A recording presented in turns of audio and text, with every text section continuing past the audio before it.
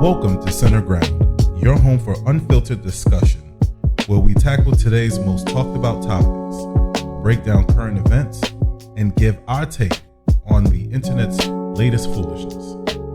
Tune in and let's find some common ground. Let's get this party started. All right, welcome back to the Center Ground podcast. I am your host Bootsy, back with another reaction video. So I came across this video and it says judge snaps after woman shows up to court wearing bonnet and pajamas. So I'm like, this got to be entertaining, because who in their right mind shows up to court in a bonnet and pajamas? Like, come on now, like, we got to do better. But I'm curious to see how this one goes. This is by Charles Fontenot was that lady who I can never remember her name. This Charles Fontaine. What is his name? I know he used to go as Charles in Charge. Charles Fort. It's small. I think that's Fort, but I can't really see it. But yeah, so this is by Charles Fort. He used to go by Charles in Charles in Charge. Good Lord, I can't speak today. But all right, let's just get this started since I can't talk. Yo, I want you at the podium. What exactly are you wearing? I'm sorry. You have a swimsuit on to me. No, it's not a swimsuit, and I did not know this was a court date. I just told the lady Man, she lied. She started off lying. I didn't know it was a court date. Man, what are you doing in the courthouse for then? back there that I'm not dressed properly for court at all. Really? Yes, you are not. I agree with that 100%. That's very insulting to me, that you would come into my courtroom dressed like that. I apologize. I had no idea it was in as a visit and not a court date. So I was unaware that this was a court date. Look, somebody started coughing because they knew she was lying. Because she wrote on the back of the car, a visit. So it was never said that this was a court date. All right, so this lady either stupid, simple, or slow, because it's like you going to court for a court visit. What you think you supposed to be doing there? Like, what exactly do you think you doing at court for your court visit? Like, you thought you was going to be eating lunch? Like, why you come dressed in your pajamas and a bonnet? Like, I swear, some of our people got to do better, man. And these be the people that, like, racist folk look at and point at and be like, see, I told y'all they had issues. It's like, what's wrong with y'all? What's wrong with you, black women? What's wrong with you? Really? Really? Like, you... All right, this is case number 23CR 40542, the state of Ohio versus Monique Smith. Ms. Smith, the court has received a report. Now, I've been to Ohio before, and I'm telling you, yeah, some of them dress like this all the time, and they don't see nothing wrong with that. Like, they don't understand how their image portrays them in a certain light, and it's usually a negative light. And then when people treat them like how they dress, they think that there's something wrong with the people. Oh, you shouldn't judge me. Man, listen, come on, we got to grow up.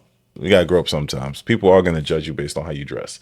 Even in the business world, when you dress one step up higher than the level that you are, they call that executive presence, right? And it works. It works because while everybody else dressing regular, you dress in a suit, people going to look at you different.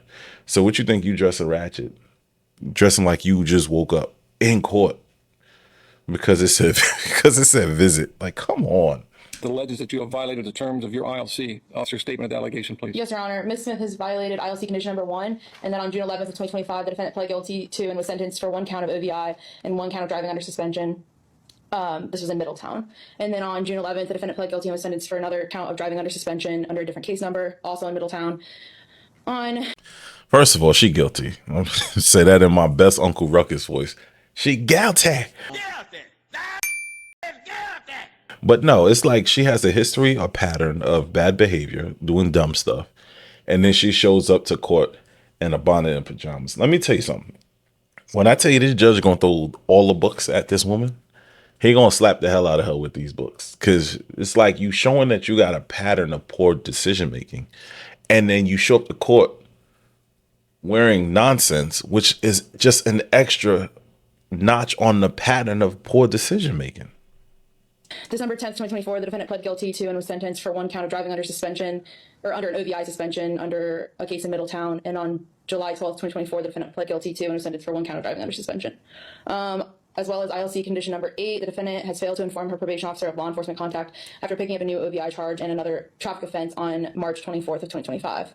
Special condition number 16C, the defendant failed to complete drug or alcohol treatment as ordered on February 1st of 2024. Special condition 16D, the defendant has failed to complete mental health treatment as ordered on February 1st, 2024. So I was trying not to stop this, but it sounds like we got to get her away from cars. Like she don't sound like she should drive any car anytime. She shouldn't even be allowed in a car. Like she's wilding. So on top of not being able to drive, right, and she ain't got her license, so they keep suspending it. It sounded like her license was suspended more than it was active. But then she also on drugs and alcohol. Like, come on, yo, people really got to learn to pick a struggle. And then on top of that, she got mental health issues. I mean, that might be why she showed up dressed like that. Let me listen some more. Special condition 16E, to date, the defendant has failed to pay restitution in full as ordered on February 1st, 2024. And finally, special condition 16F, to date, the defendant has failed to obtain her GED as ordered on February 1st, 2024. So she ain't doing nothing right. So she can't drive. She under the influence. She owe people money. She ain't even, she's slow because she ain't getting her education.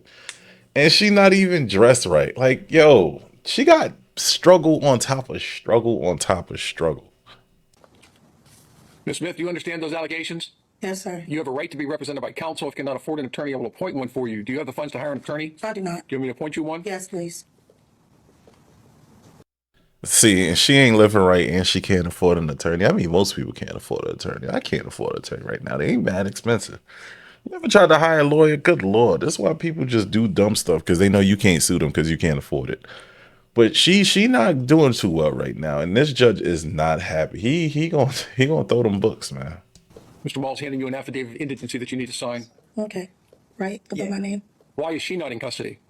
Your Honor, Ms. Smith, despite her noncompliance with court orders, she has continued to drug test negative, and she has appeared for order to reports after they were issued. All right, so I take it back. So she ain't on drugs, but apparently it sounds like she always late to stuff, and she don't know how to dress for court. And she looked cold. Like she must really, she really didn't think she was gonna be up in there. She looked cold. Thank you. All right, the court will find that you're indigent for the purposes of retaining counsel. The court will appoint attorney Roger Bouchard to represent you in this matter. Court finds that there's probable cause you have violated the terms of your ILC, and this matter is going to be set for final hearing. Ms. Smith, I don't know what you expect. Looking at your record, this isn't your first contact with the court, but I'm not sure what you've expected or what you have done in other courtrooms, but this is very different. I'm going to hold you to what I ordered you to do. Yes, so you owe significant amount in restitution. It's $11,433. You've been on ILC for over a year. She going to jail. This girl, oh my gosh, she is going to jail. So I'm not even about to go on the list of how she messed up so far, but you owe that much money. Man, listen, if I owed that much money, I would have used some of that money and bought me a nice suit, and I would have showed up and been on my best behavior because this judge looked like he wants to throw her in jail. Y'all heard him say why she ain't locked up? He ain't use those words, but he said why she not in, I don't remember his words, but he pretty much said why she not locked up yet. And that's why we found out she owed that much money. Good. He wants to put her in jail. You have not done anything, and you continue to break the law. The next time you appear before me, you better have a solid plan in place or you are going into custody. Do you understand me? Yes. You owe $11,000 to the victim in this case. You don't seem to care that I've ordered you to do things. You come to court dressed very inappropriately, and I'm telling you right now, I don't know what your contact with the court has been in the past, but it's going to be different when you come in here to see me again. Do you understand me? Yes. Because the next time I see you, if you haven't done something, you are going into custody. Are we clear? Yes, sir. All right, that's all. And before Charles says what he gonna say, I mean, if you really break down how this man was talking to this woman, he sound like a father? And I swear, the more you watch videos, the more you learn about people's lives, the more you see things on the internet, you begin to see the importance of fathers in children's lives. Because ain't no way in hell a solid father would have let his daughter go to court like that. No way. Right? And it's sad because I used to tell people this all the time. You better parent your children because if you don't, the world is going to parent them for you. And the world is going to be so much more harsh than you ever will be. So as harsh as you think you are, hurting their feelings and whatnot, the world will treat them significantly worse. And let me tell you something. If this man it's bad enough our women tend to leverage court systems as their husbands to take care of them, right? It becomes significantly worse if we let the government become our parent. Because when they give out punishments, especially for black people, it's never fun. My big question is, besides stepping outside the house to go grab your mail, why would you think this was okay to even just go out the house looking like this in the first place? Yeah, I remember when they was in the airports looking like that. I had a layover in Atlanta once, and just about every chick I saw was dressed just like this. And I'm like, yo, who let you come out the house like that? Who told y'all this looked good? It just looked like they gave up on life and they just out. And it's sad. Because it's like, yo, when I was growing up, we were always taught to, you got to present yourself a certain way. Not necessarily for people's approval, but you would be surprised how changing your look changes your life.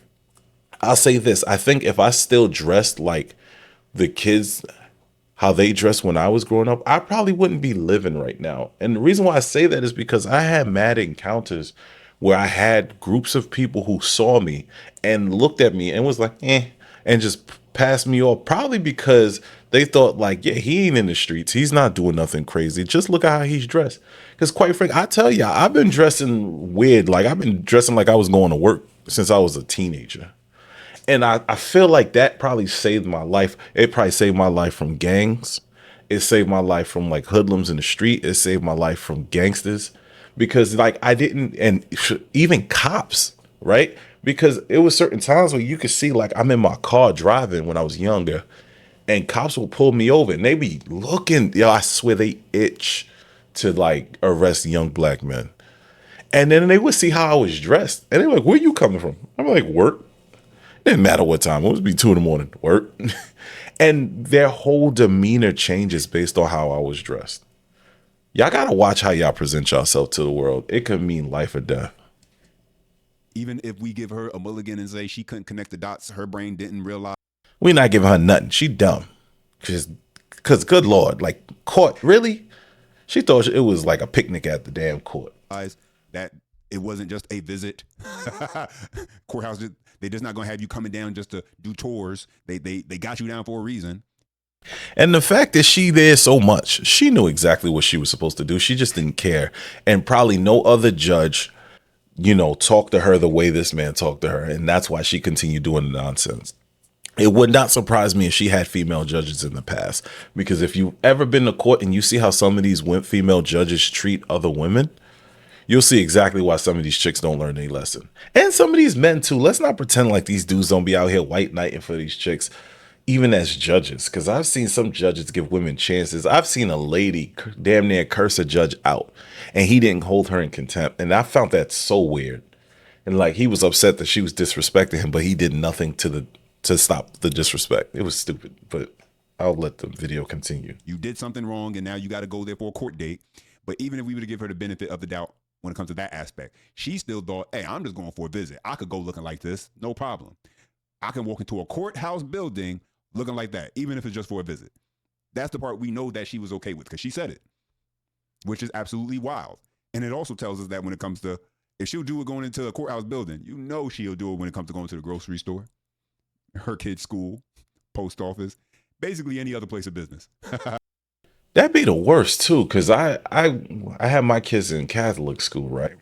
And I swear, like some of the mothers and how they used to dress is so inappropriate. And I find it weird that so many women nowadays are just pretty much dressing half naked around children. I find it very strange.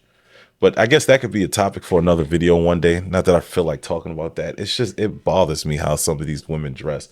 It's like they just don't care. They have no standards. And then they expect the world to just accept them. And that's that accept me as I am BS. And I was trying to warn people years ago that it wasn't going to work out. And it looked like here we are. Where we see this sort of activity where women will come out the house looking like this. She'll do it going to these places also, if she would do it at a courthouse. I was having a conversation with one of my girlfriends the other day, and she was telling me how she has a male friend who she's interested in romantically. And I said, have you said anything to him? And she was like, no. And I said, why not? And she said, well, he should get my hints. And I said, hints? What hints? She's like, I mean, the way I act around him and you know, all this stuff. And I was like, the way you act around him? Like, what do you mean? And she's like, you know, he should see that I like him. And I was just like, She want to date Charles Xavier. That's a problem. so why don't you just tell him that you like him? And she's like, well, I don't do that. I don't chase men. And I was like, like chasing men and letting a man know that you're interested in him are two different things. Chasing a man is when he knows that you like him and he's still not giving you any type of time of day or whatever. He kind of has you just kind of lingering over here.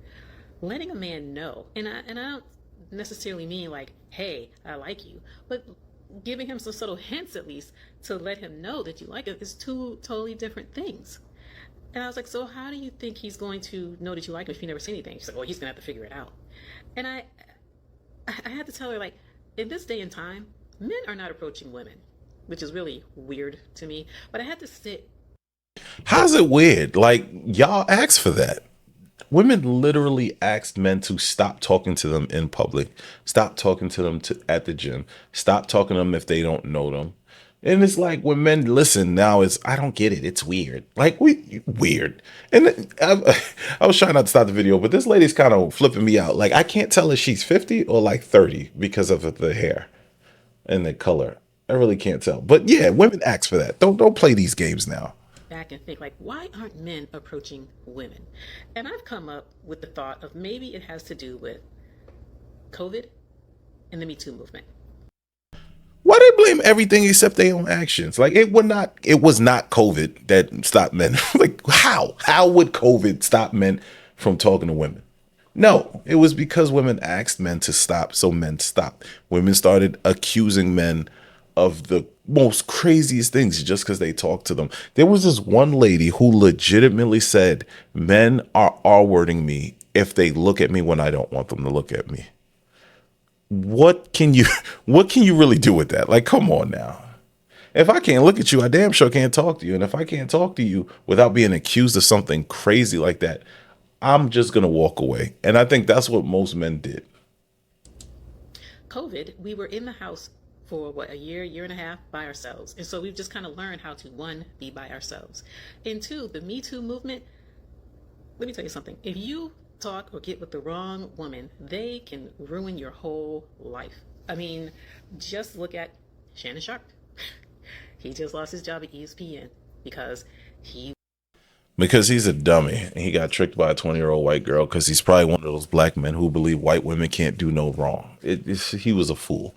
But yeah, she makes a good point that maybe Me Too movement kind of exasperated things a little bit. But no, y'all, this is what women ask for. This is what women get. You got to be careful when you ask for things because you can shoot yourself in the foot. It's one of the worst feelings in the world. one is some little young OnlyFans model who he was in a relationship with, but then turned around and said, oh yeah, you sexually assaulted me, you raped me, you know, the R word and all these other things. And it's just like, what? So yeah, men, I think, gentlemen, if I'm wrong, let me know.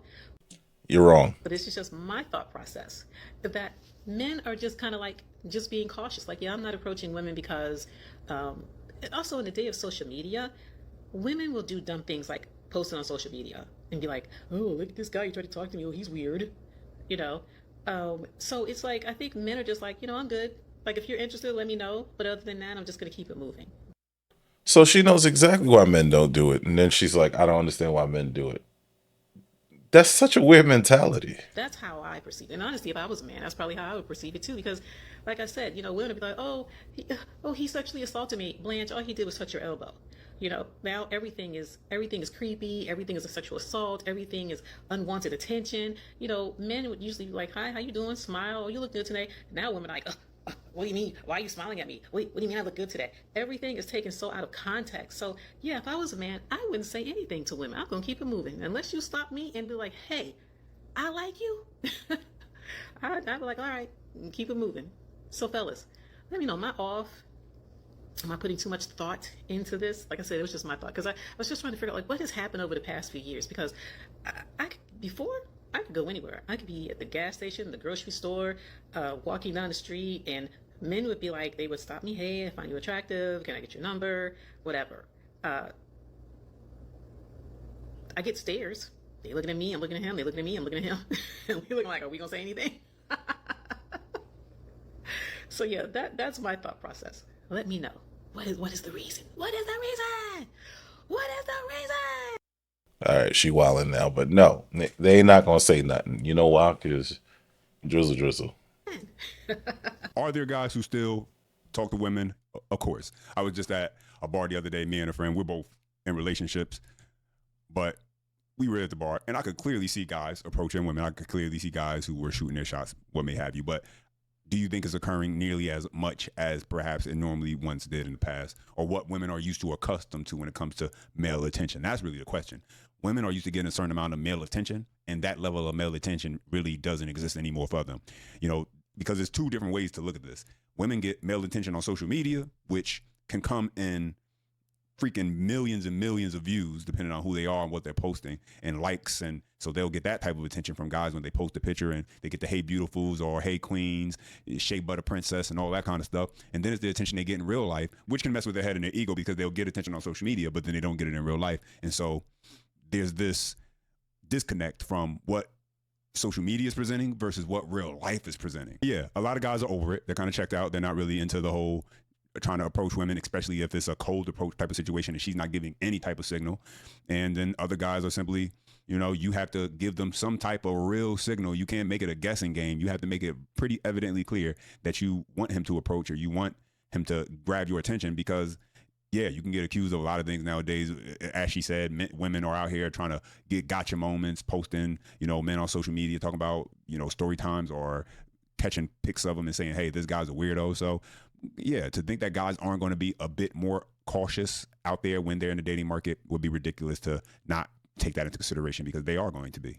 You ever chill with somebody and they ain't try to hit and you was like, oh, I'm ugly. Now, that must be such a prostitutional way of thinking, but I hung out with this nigga one time and he the first person who showed me who Dr. Umar was. He was like this cool, like low-key ass nigga. He wasn't really hood, but he lived in the hood.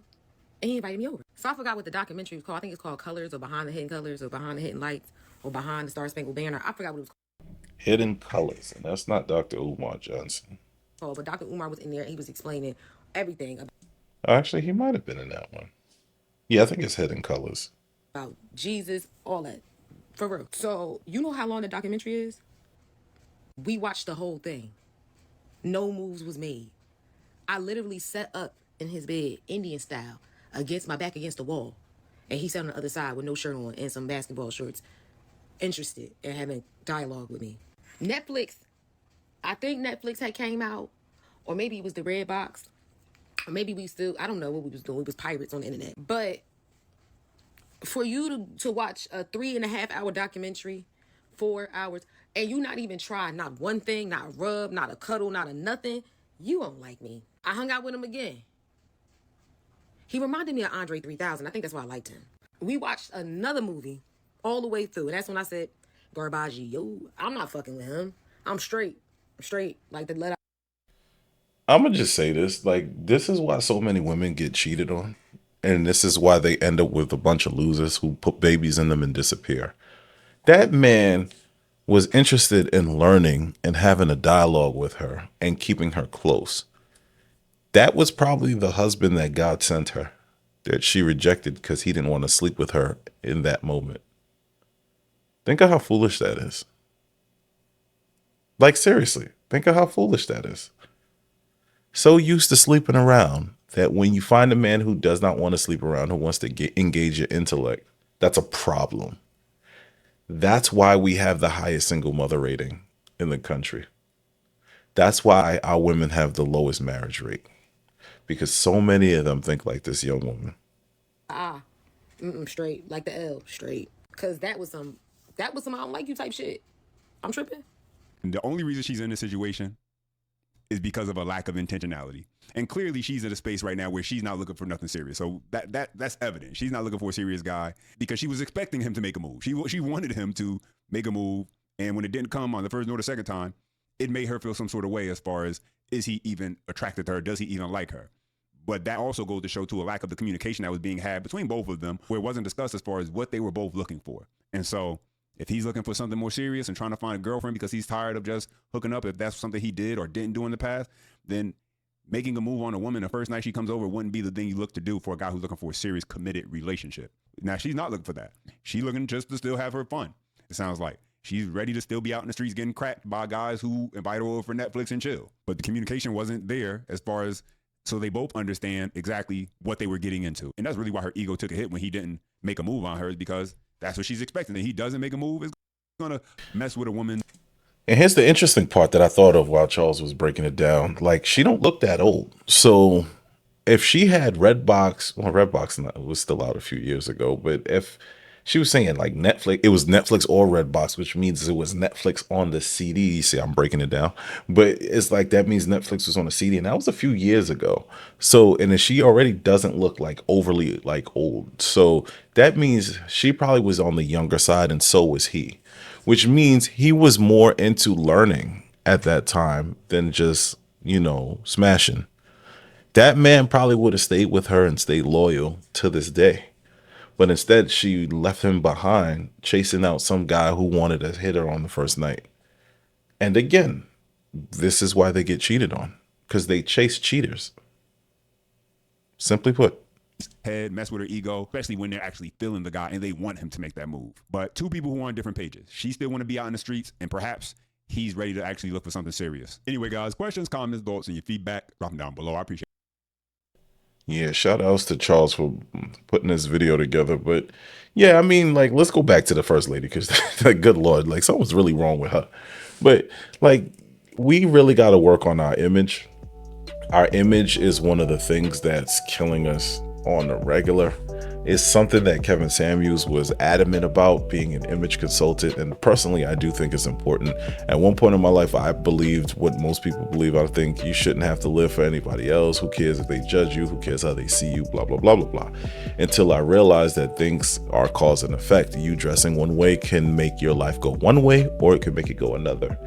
And considering the fact that I gave it a try one day, changed my attire, and I saw how my life changed, I will forever tell people, yeah, that image thing is very important. Even though I be going outside dressing like a bum sometimes, I do that so people leave me alone. I ain't looking for opportunities.